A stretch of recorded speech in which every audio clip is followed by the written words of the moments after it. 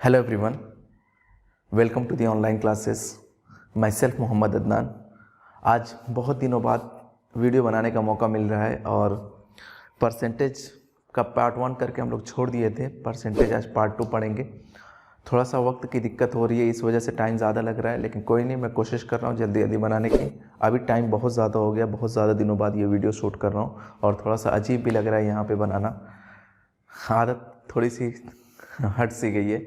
चलो कोई नहीं, पार्ट 2 आज पढ़ेंगे परसेंटेज का। और परसेंटेज के पार्ट 1 में जो हमने डिस्कस किया था लास्ट वीडियो में, हमने ये डिस्कस किया था कि किसी भी परसेंटेज को अगर फ्रैक्शन में बनाना हो,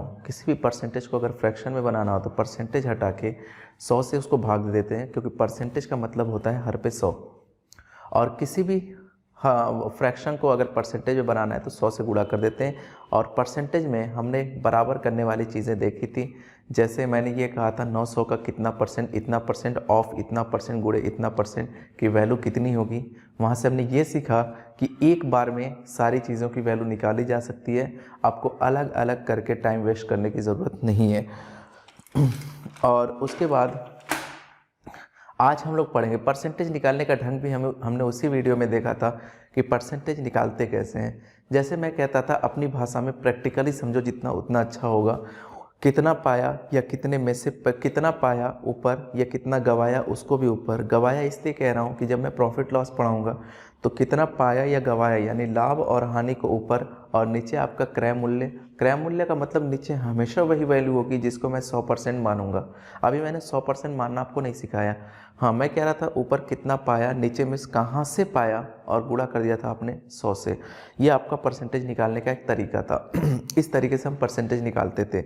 आज पार्ट 2 में हम लोग 100% यानी 100% पे डिस्कस करेंगे कि 100% होता क्या है, किस तरीके से परसेंटेज काम करता है। इंपॉर्टेंट वीडियो आपके लिए। लेकिन एक चीज़ और है कि अगर आप लोगों के दिमाग में ये होगा कि मैं फ्रैक्शन से ये चीज़ें अभी से शुरू कर दूं, तो मैं अभी फ्रैक्शन नहीं शुरू करना चाहता।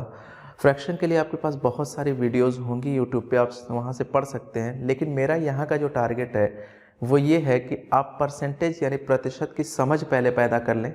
जितनी आपकी परसेंटेज की समझ हो जाएगी उसके बाद फ्रैक्शन वैल्यू आपको लगाने में दिक्कत नहीं होगी।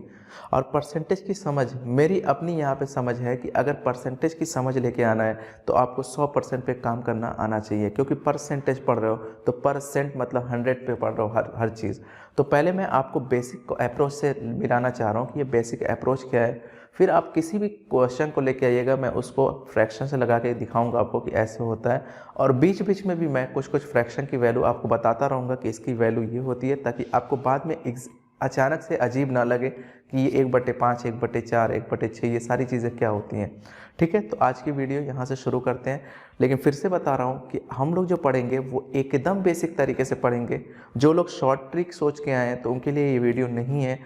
जिनको कॉन्सेप्ट सीखना है, जिसको, क्योंकि मैं जानता हूं कि अगर परसेंटेज आपने ढंग से पढ़ रखा है और रेशियो आपने ढंग से पढ़ रखा है तो फिर अर्थमेटिक कोई भी चैप्टर हो आपको दिक्कत नहीं होनी चाहिए।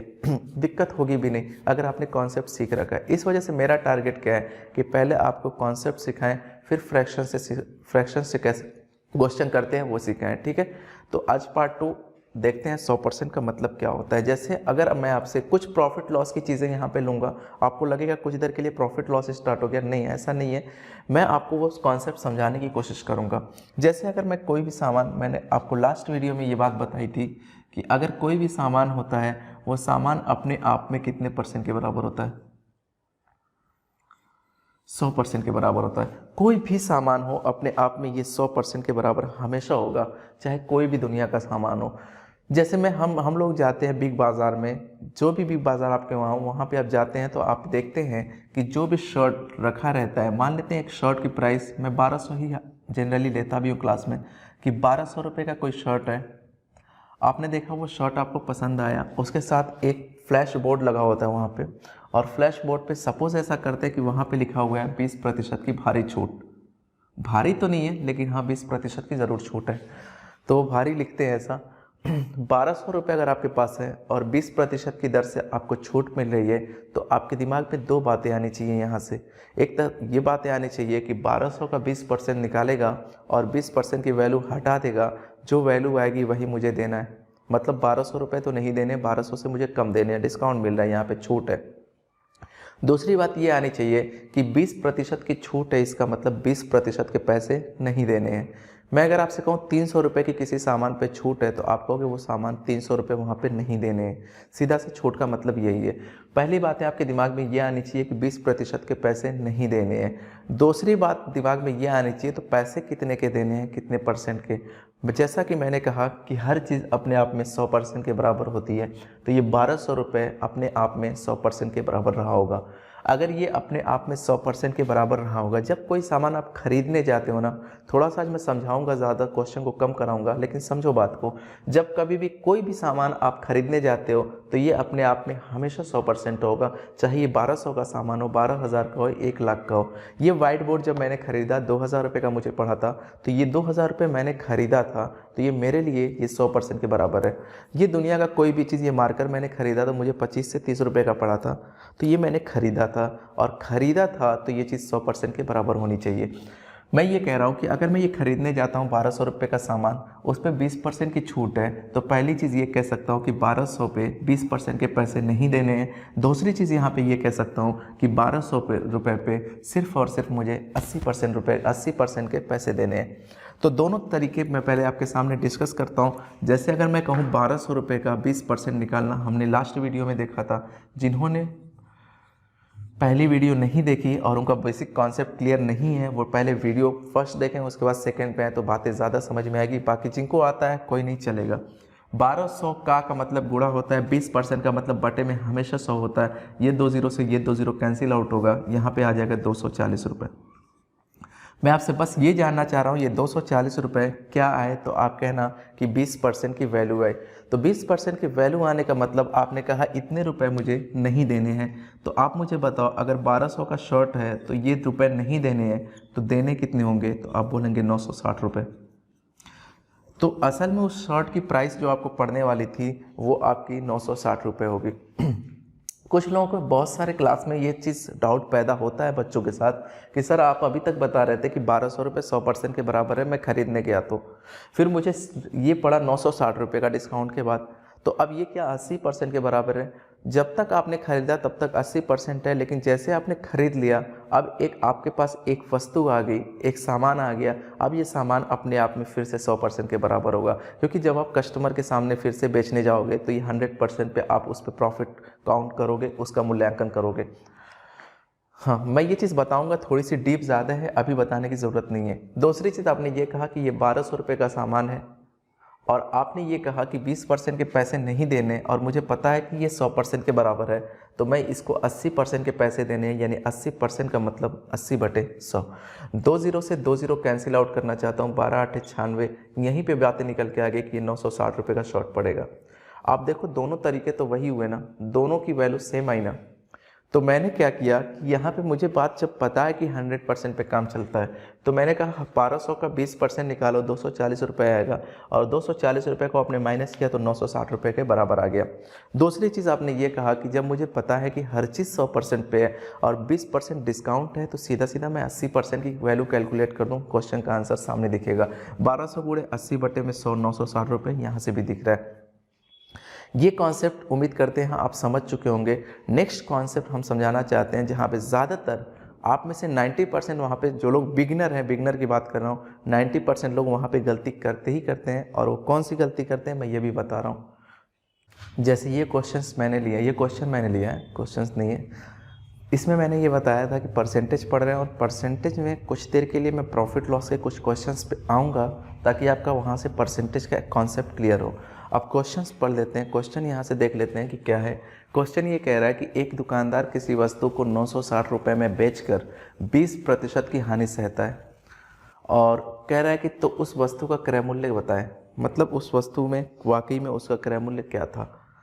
तो कुछ देर के लिए आपको लगेगा कि हाँ, ये जो पिछला सवाल मैंने अभी अभी कराया था, क्वेश्चन वही जैसा लग रहा है, कि हाँ पिछला जो क्वेश्चन मैंने कराया था कुछ सवाल वैसा ही लग रहा है। तो आप कुछ लोगों के दिमाग में ये बातें ज़रूर आ रही होंगी कि इस क्वेश्चन को ऐसे क्यों नहीं कर दें कि 960 रुपये में बेचता है तो 20% की हानि होती है, तो 960 रुपये में 20% की वैल्यू को जोड़ दूँ और आपका आंसर आ जाए। बात आपकी बिल्कुल गलत नहीं है, मैं एक बार करके दिखाता हूँ। जैसे कुछ लोगों के दिमाग में ये होगा कि 960 रुपये में बेचा, 960 रुपये में बेचा, इसका 20% निकाल के इसमें जोड़ दिया जाए तो उसका क्रय मूल्य आ जाएगा। तो आपने कहा 960 का 20% यानी 20/100, 0 से 0 कैंसिल आउट होगा, 96 दूना होता है 192, और 192 रुपये 960 में आप जोड़ दोगे तो आपका आंसर बैठ जाएगा। तो 960 प्लस 192 कर देता हूँ, चलो 192 ही लग रहा है, पहले लिख पाऊँगा। 192 प्लस 960 बराबर आ जाएगा आपका, ये 2 हो जाएगा, 2 6 2 8 हो जाएगा, और 6 क्या कर रहा हूँ मैं, देखो गलती हो रही है, 2 9 6 15 के 5 हाथ में 1 हो जाएगा, 1 और 9 10, 10 का मतलब 11 हो जाएगा। तो आपका जो रेट आया वो कितना है, 1152 रुपये। जो लोग थोड़ा सा एक्सपर्ट रहेंगे और गलती जो करेंगे, मैं अभी गलती करना सिखा रहा हूँ कि क्या क्या गलतियाँ यहाँ से हो सकती हैं। जो लोग थोड़ा सा एक्सपर्ट होंगे वो लोग कहेंगे 960 का 20% निकालने की ज़रूरत नहीं है, डायरेक्ट इसका 120/100 कर दो, तो आंसर अपना 20% बढ़ा के ही आएगा। तो यहाँ से 0 से 0 कैंसिल आउट करेंगे तो 12 छक्का 72 के 2 हाथ में 7, 12 9 108, 108 और 7 15, तो आपको बनाएगा 108 और 115, सॉरी 115 कितना बनाएगा, 115, यहाँ से आ जाएगा 1152 रुपये, यहाँ से भी आपका आ जाएगा 1152 रुपये। ये मेथड भी आपका गलत हो गया, ये मेथड भी आपका गलत हो गया।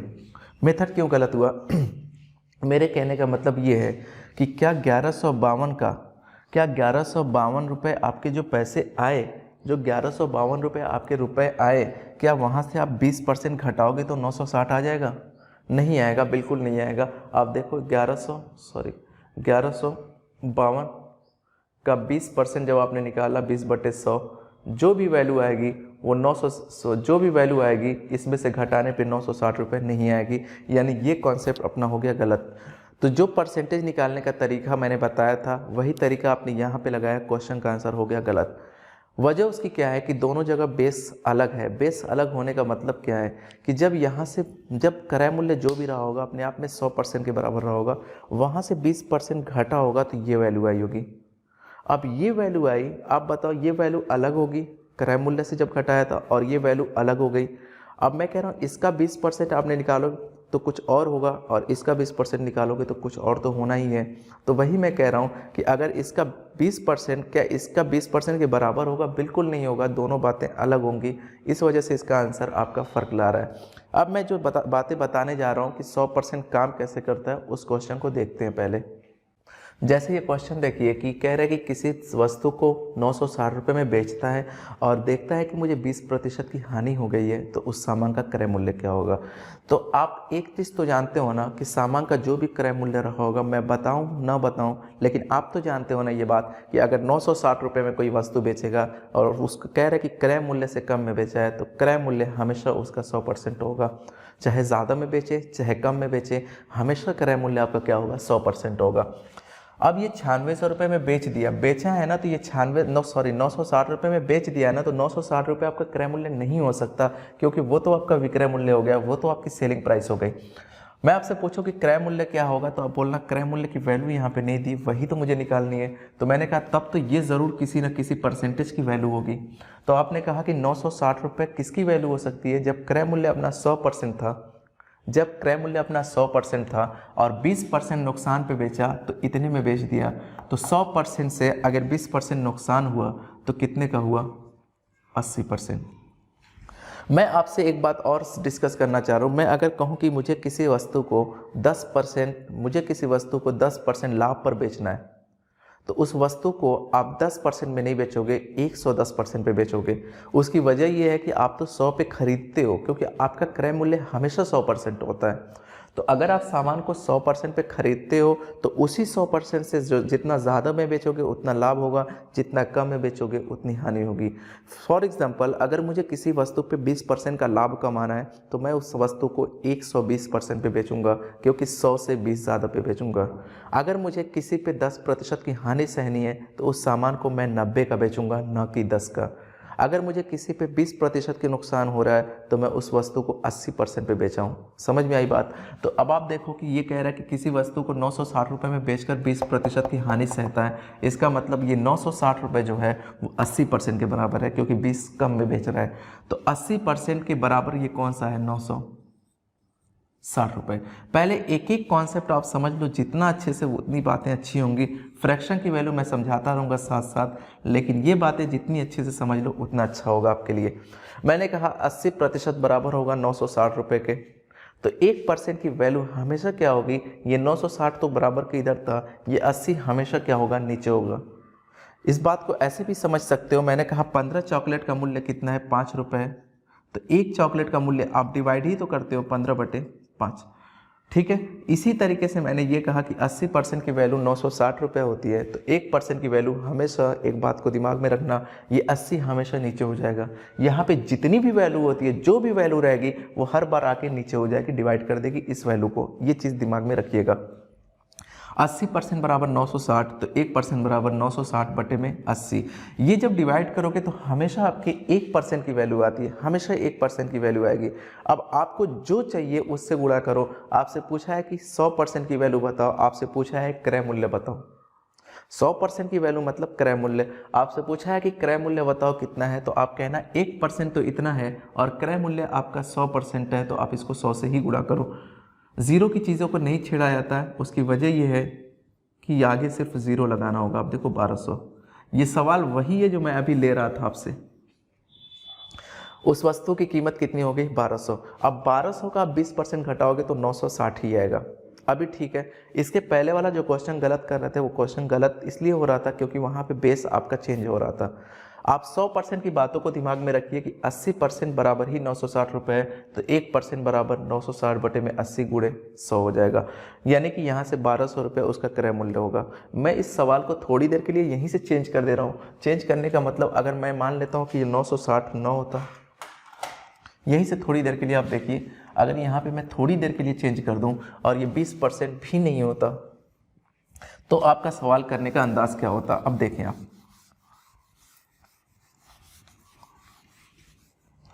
ये ठंडी में ना थोड़ा सा मिटाने में भी दिक्कत होती है।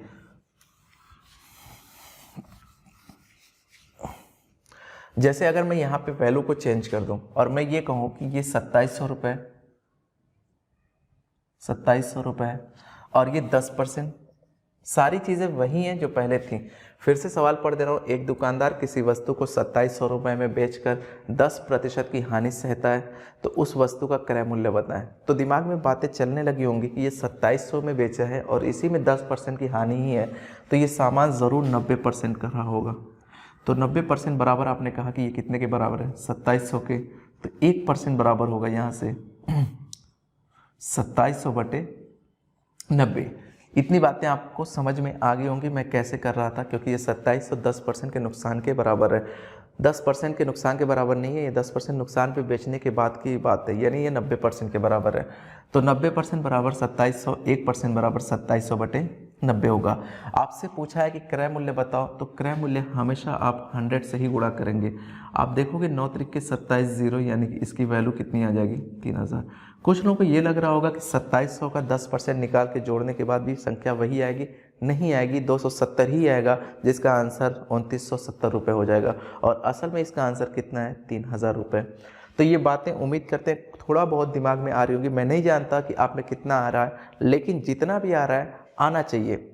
ये बातें थोड़ी थोड़ी ही, क्योंकि एक बार में ये चीज़ें नहीं आएंगी। मैं जब भी क्लास में पढ़ाता हूँ, बराबर करने में आप लोगों को दिक्कत थोड़ी सी होती है। बिगनर जो होते हैं, जो स्टार्टिंग करते हैं, उनको दिक्कत थोड़ी सी होती है, लेकिन ये बात धीरे धीरे आप प्रैक्टिस करते करते मैं इतना कराने लगता हूँ कि ये डायरेक्ट ये वाली लाइन आप लिख पाओगे। फिर आप कहोगे फ्रैक्शन से अच्छी तो वैल्यू यही है, इसी तरीके से सवाल को करने में। कोई बात नहीं, हर मेथड से हम लोग देखेंगे। एक बार और क्वेश्चन को चेंज कर रहा हूँ थोड़ी देर के लिए। अब थोड़ा सा और चेंजिंग लाना चाह रहा हूँ इसमें। इसी तरह के सारे क्वेश्चंस आज ले रहा हूँ मैं, और यहाँ पे हानि नहीं सहता है। अभी कह रहे हैं, एक दुकानदार किसी वस्तु को 480 रुपये में, वस्तु खड़ी कुछ भी बोले उससे कोई मतलब नहीं है, बेचकर 20% की नहीं का लाभ कमाता है। अभी ये सवाल आपका बदल गया। अब सवाल क्या रह गया, सवाल ये रह गया, एक दुकानदार किसी वस्तु को 480 रुपये में बेचकर 20% का लाभ कमाता है, तो उस वस्तु का क्रय मूल्य बताए। अभी ये जो 480 है ना, ये नुकसान नहीं दे रहा है, ये 20 का लाभ दे रहा है। मैंने आपको बताया था जब मुझे 20 का लाभ लेना होगा तो वस्तु 120% के बराबर होगी, 20 की हानि लेनी होगी तो सामान का 80% के बराबर होगा, न कि 20 न कि 20। मुझे समझना है कि 480 में बेचा है तो ये आपका 20% का लाभ के बराबर होगा, यानी ये जो वैल्यू है आपकी 80% के बराबर नहीं होगी, यह वैल्यू आपकी 120% के बराबर होगी। तो 120% बराबर कितने के आ जाएगा, 480 रुपये के। अगर मैं यहाँ से पूछूं 1% की वैल्यू क्या होगी तो आप बोलना 480 बटे में 120। 1% की वैल्यू यहाँ से क्या निकल के आएगी, 1% बराबर 480 बटे में 120। ये चीज़ हमेशा डिवाइड करती है, ये बार बार मैं समझा रहा हूँ। आपसे पूछा क्या है, 1% की कभी भी वैल्यू आती है तो आप ये देखो कि पूछा क्या है, मैं उसी से गुणा करूँगा। क्रय मूल्य आपसे पूछ रखा है तो आपने कहा क्रय मूल्य पूछ रखा है तो गुणा कर दो किससे, 100 से। यहाँ से आपका क्रय मूल्य निकल के आएगा। मैंने कहा कोशिश ये किया करो कि आप 100 को ना छेड़ो, 400 रुपये, क्योंकि आगे 2 ज़ीरो लगाना होता है। तो ये चीज़ कभी भी किसी भी तरीके से क्वेश्चन दे, आपको ये बात समझनी है कि अगर जो भी वैल्यू दिया वो देखना है कि कितने % के बराबर है। कुछ लोगों के दिमाग में ये होगा कि सर यहाँ से 480 का मैं 20% निकाल के वहाँ से घटा दूँ तो अपना तब भी तो 400 आएगा। 480 का 20% आपका 96 होता है, ना कि 80। जब आप घटाएंगे तो 16 कम वैल्यू देगा, यानी कि 384 आपकी वैल्यू देगा, तो आंसर गलत हो जाएगा, जो कि आंसर 400 आपका परफेक्टली सही है। तो यहाँ से मैंने बताया कि 120% बराबर 480, 1% की वैल्यू निकाली और 100% यहाँ से निकाल के क्वेश्चन का आंसर दे दिया। अभी थोड़ा सा क्वेश्चन को चेंज कर रहा हूँ ताकि आप बातें ज़्यादा समझ पाएँ। जैसे क्वेश्चन का थोड़ा सा लेवल अलग कर दिया हूँ, थोड़ा बहुत चेंज किया हूँ ताकि आपको बातें ज़्यादा समझ में आए। एक दुकानदार किसी वस्तु को 1800 रुपये में बेचकर, यहाँ तक तो बातें लगभग ठीक थी। एक दुकानदार किसी वस्तु को 1800 रुपये में बेचकर 10% की हानि सहता है। तो ये बात समझ में आने लगी होगी कि 1800 जो है 10% की हानि सहने के बराबर है, मतलब 90% के बराबर है। हानि सहता है यदि वह 20% का लाभ कमाना चाहे। अभी तक क्रय मूल्य आपसे पूछ रहा था ना उसके बाद, लेकिन अब मैंने क्वेश्चन में थोड़ा सा हल्का सा बदलाव कर दिया है। यदि वह 20% का लाभ कमाना चाहे तो उसे वस्तु को कितने में बेचनी चाहिए, मतलब 1800 में तो नहीं बेचेगा। इतनी बातें तो दिमाग में चलनी चाहिए कि 1800 में सामान को नहीं बेचेगा, 1800 से ज़्यादा में बेचेगा, तभी उसका कुछ ना कुछ फ़ायदा हो सकेगा। तो मैं आपसे ये कह रहा हूँ कि पहली बात ये चीज़ कुछ लोगों के दिमाग में ये होगी कि 1800 पे 10% का नुकसान कमाना। मैं ये बार बार इसलिए कह रहा हूँ ना क्योंकि दिमाग में आपके बार बार आता है, मैं क्लास में देखता हूँ कि आप बार बार ये गलतियाँ करते हैं। जैसे 1800 का आपने कहा कि 10% के नुकसान है, तो आपने कहा 1800 का 10% निकालो, 180 आएगा। 180 1800 में जोड़ो, जो भी वैल्यू आएगी 1980, उसका फिर 20% निकालो, 20% जोड़ो, अपना आंसर बनेगा। ऐसा क्वेश्चन का आंसर गलत हो जाएगा। वहाँ पे सारी चीज़ें बेस क्लियर कर रही हैं। बेस क्या है मैं अभी आपको कुछ वीडियोज़ में अगली में बता दूंगा। देखो मैंने ये कहा कि जो आपसे कह रहा है कि 10% का नुकसान हो रहा है, तो ये 90% बराबर 1800 होगा कि नहीं होगा, बोलो होगा। यहाँ से 1% की अगर मैं वैल्यू निकालना चाहूँ कि 1% बराबर क्या होगा, तो आप बोलोगे 1800 बटे में 90 होगा 1% की वैल्यू। अभी तक 1% निकालने के बाद हम हमेशा 100 से ही गुणा कर दे रहे थे। उसकी वजह भी ये थी कि वो सवाल भी 100% वाला पूछ रहा था। वो पूछ रहा था कि इसका क्रय मूल्य बताएं। आप चाहें तो अभी भी 100 से गुणा करें, कोई टेंशन की बात नहीं है, लेकिन ध्यान रखिएगा आपका जो भी आंसर आएगा वो क्रय मूल्य ही आएगा। क्रय मूल्य आएगा, और क्रय मूल्य आएगा तो आपसे क्रय मूल्य तो पूछा नहीं है, वो तो ये पूछ रहा है कि 20% लाभ कमाने के लिए कितने में बेचना चाहिए। फिर से भी क्रय मूल्य आपसे पूछा है। आपसे क्रय मूल्य पूछता तो गुणा 100 कर देते। जो लोग अगर थोड़ा सा अगर बेसिक तरीके से करना चाहते हैं तो गुणे 100 करेंगे, एक वैल्यू आएगी, लेकिन ये वैल्यू आपका आंसर नहीं होगी क्योंकि ये तो क्रय मूल्य अपना। अब जो भी क्रय मूल्य आएगा ये 100% के बराबर होता है। इसका 20% निकाल के उसमें जोड़ दीजिएगा, ये आंसर बैठेगा। इसका 20% निकाल के जोड़ सकते हैं। वजह उसकी ये जो क्रय मूल्य आता है ये अपने आप में 100% के बराबर होता है। मैंने कहा 1% की वैल्यू 1800 बटे 90 हो गई। आपसे पूछा है कि मुझे 20% का लाभ कमाना है। 20% का लाभ कमाना है तो यहाँ पे 100 से नहीं गुणा करूंगा। 100 पे हमेशा नो प्रॉफिट नो लॉस होगा क्योंकि वही मेरा खरीदारी मूल्य है। तो मुझे अगर कमाना है तो मैं 120 से गुणा करूंगा, ठीक है। तो 0 से 0, 9 दूना 18, 0 12 दूना 24, यानी कि असल में उस सामान को मुझे 2400 रुपये में बेचना होगा ताकि मैं उस सामान पे 20% का लाभ कमा सकूं। ये बात उम्मीद करते हैं ये बात थोड़ा थोड़ा तो समझ में आ रही होगी। ये बार बार ये चीज़ मैं ले रहा हूँ इस वजह से ले रहा हूँ कि परसेंटेज की शुरुआत है और आप धीरे धीरे ये कॉन्सेप्ट समझेंगे ना तो यही कॉन्सेप्ट से करिए, क्योंकि इसी कॉन्सेप्ट से मैं परसेंटेज के हर क्वेश्चन को ख़त्म करूँगा, इसी कॉन्सेप्ट से प्रॉफिट लॉस के हर क्वेश्चन को ख़त्म करूँगा, इसी कॉन्सेप्ट से सिंपल इंटरेस्ट और कंपाउंड इंटरेस्ट को भी ख़त्म करूँगा। मतलब अपना मेथड सिर्फ एक रहेगा और चैप्टर अपने 4 यहाँ से ख़त्म होने वाले हैं। तो इस वजह से इस वाले मेथड पर मैं ज़्यादा फोकस कर रहा हूँ। आप कहिएगा तो भिन्न वाले भी क्वेश्चन मैं भिन्न के तरीके से भी ले सकता हूँ, कोई ऐसा इशू नहीं है। जैसे इसी में 10% की वैल्यू होती है 1/10, तो आपकी 9 की वैल्यू 1800 होती तो 1 की वैल्यू 200 रही होगी। 1 की वैल्यू 200 तो 9 दूना 9 दामे सॉरी 1 की वैल्यू 200 आ गई। जैसे मैंने कहा कि 9 की वैल्यू आपने डायरेक्ट किया 1800 तो 1 की वैल्यू कितनी आ गई 200। 1 की वैल्यू 200 आते ही आप कहोगे इस सामान का मूल्य क्रय मूल्य, इस सामान का क्रय मूल्य 1/10 में नीचे वाला हमेशा वास्तविक होता है, नीचे वाले से 10 से गुणा किया कितना आ गया 2000। तो 2000 वास्तविक मूल्य आ गया, लेकिन अभी भी आपको 20% का फ़ायदा चाहिए। तो 2000 का 20% की वैल्यू 1/5 होती है।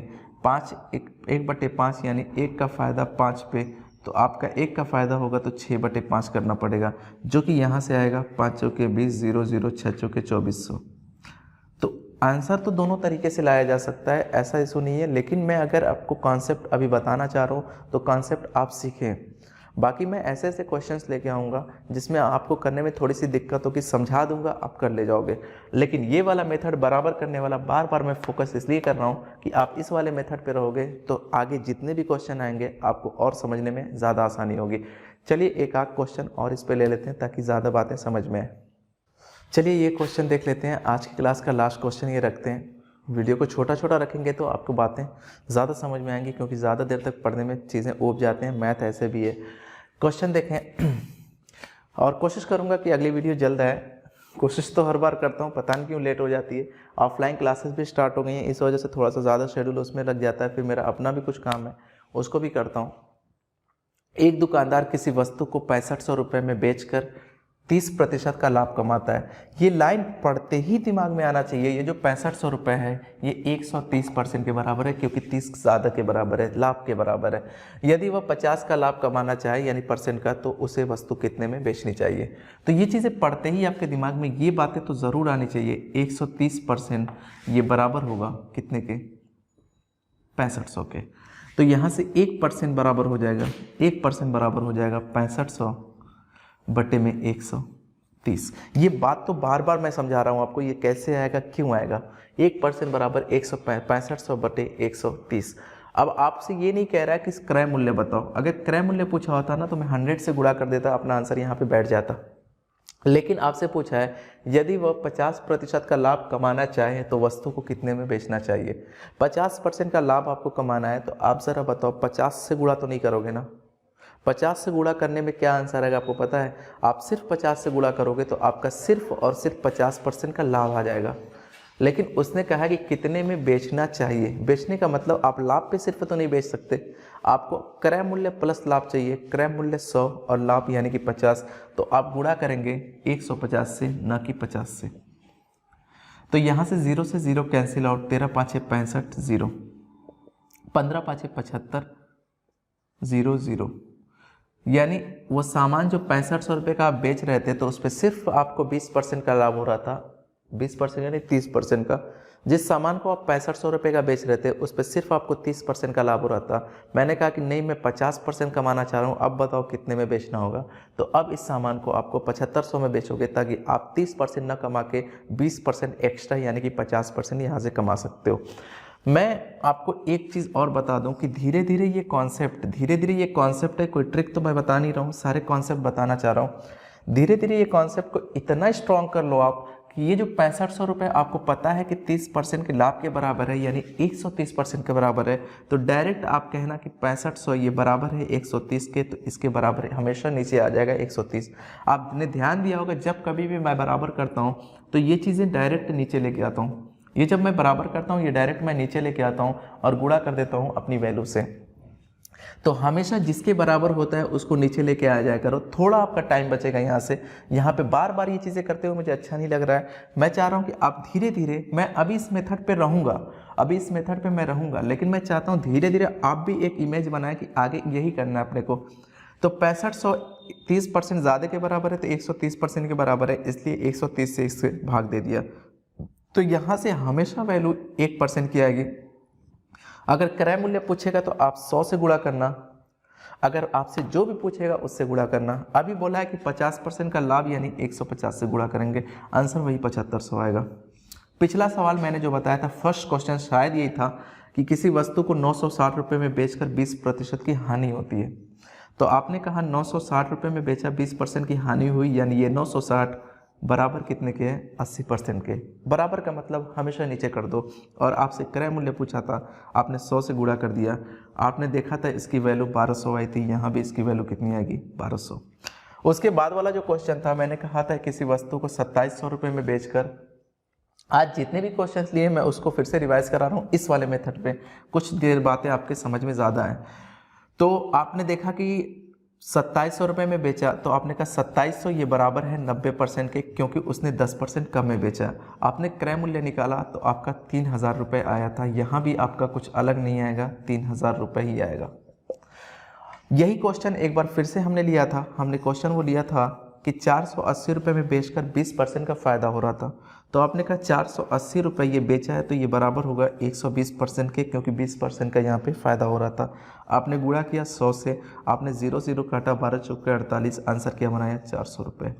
तो आप समझो बात को कि मैं ये जो चीज़ समझा रहा हूँ, ट्रिक अलग से मत याद करिएगा, क्योंकि हर क्वेश्चन के लिए एक अलग से ट्रिक याद करना मेरे लिए समझदारी तो नहीं होगी। क्योंकि कौन से क्वेश्चन एग्जाम में कब आएंगे और कौन सी ट्रिक आपको कब याद रहेगी, कब कहाँ अप्लाई करना है, कहाँ नहीं करना है, उसके साथ साथ ये भी बातें याद रखनी पड़ती हैं। तो आप एक कॉन्सेप्ट पे रहिए तो ज़्यादा अच्छा होगा। आपके किसी भी तरीके का क्वेश्चन है, मैं कहता हूँ कि ट्रिक से यही ना होगा 2 सेकंड एक्स्ट्रा लगेंगे, लेकिन दिमाग का बोझ तो नहीं रहेगा कि इतनी ट्रिक मैं याद करूँ। इतनी ट्रिक भी ना याद कर लें कि उस ट्रिक को याद करने के लिए भी एक ट्रिक बनानी पड़े कि चलो फिर से इसको याद करना है। सीधी सी बात मैं बताना चाह रहा हूँ कि जो जिसके बराबर है उसको बराबर करो, 1% की वैल्यू निकालो, 100% की वैल्यू निकालो, जितना पूछा है उसकी वैल्यू निकालो, क्वेश्चन का आंसर अपने सामने आएगा। फिर मैंने बताया कि थोड़ी देर के लिए अगर इस चीज़ को आपने ऑब्जर्व किया होगा यहाँ पे, तो आप बार बार यही कह रहे हो कि जो जिसके बराबर है उसके नीचे बार बार बटे में चला जा रहा है। तो ये काम मैं डायरेक्ट क्यों ना करूँ, 6500 बटे 130, क्योंकि इसी के बराबर है। ठीक है, आप लोग इस तरह के क्वेश्चन को घर पे जितना हो सके प्रैक्टिस करिएगा। कुछ लोग कहते हैं प्रैक्टिस कहाँ से करें, तो प्रैक्टिस अगर आप एसएससी की तैयारी कर रहे हैं, प्रैक्टिस अगर एसएससी की तैयारी कर रहे हैं तो एसएससी का किरण का एक आता है प्रीवियस ईयर चैप्टर वाइज करके आता है, ध्यान दीजिएगा। चैप्टर वाइज एसएससी का आता है, उसमें एकदम सिस्टमेटिक दिया होगा, और ये वाला क्वेश्चन आपके प्रॉफिट लॉस में सिस्टमेटिक तरीके से दिया होगा। और या तो फिर घटना चक्र का भी आप ले सकते हैं। जो लोग नॉन एसएससी बैकग्राउंड से हैं, जिनको एसएससी का एग्ज़ाम नहीं देना, या जैसे जो लोग एसएससी से रिलेटेड जैसे लेखपाल, रेलवे या फिर बैंक या इस तरीके की जितनी भी तैयारी आप लोग कर रहे हैं, उनके लिए तो एसएससी चैप्टर वाइज काफ़ी है, उसी से करने की कोशिश करो। जो लोग नॉन साइंस है, जैसे टेट, सुपर टेट और इससे रिलेटेड जितने भी क्वेश्चंस करते हैं आप लोग, उनके लिए मैं यही कहूँगा, एसडी यादव करके एक बुक आती है, एसडी यादव से आप प्रैक्टिस करें। ये दोनों बुक मुझे ठीक लगती है, थोड़ी सी एरर कम है इसमें, और इससे प्रैक्टिस करेंगे तो चीज़ें आसान होती जाएंगी। ये सारे क्वेश्चंस उसमें सिस्टमेटिक तरीके से दिए भी गए हैं। आर.एस. अग्रवाल भी अच्छी बुक है, लेकिन थोड़ी सी मोटी ज़्यादा है, इसलिए आप घबरा जाते हैं। तो इस पे प्रैक्टिस करते रहिए। फिर अगली वीडियो में यही कॉन्सेप्ट लेके आता हूँ और इससे थोड़ा सा इसमें ट्विस्ट करने की कोशिश करता हूँ। ठीक है, आज के लिए इतना ही। Take care yourself, bye bye.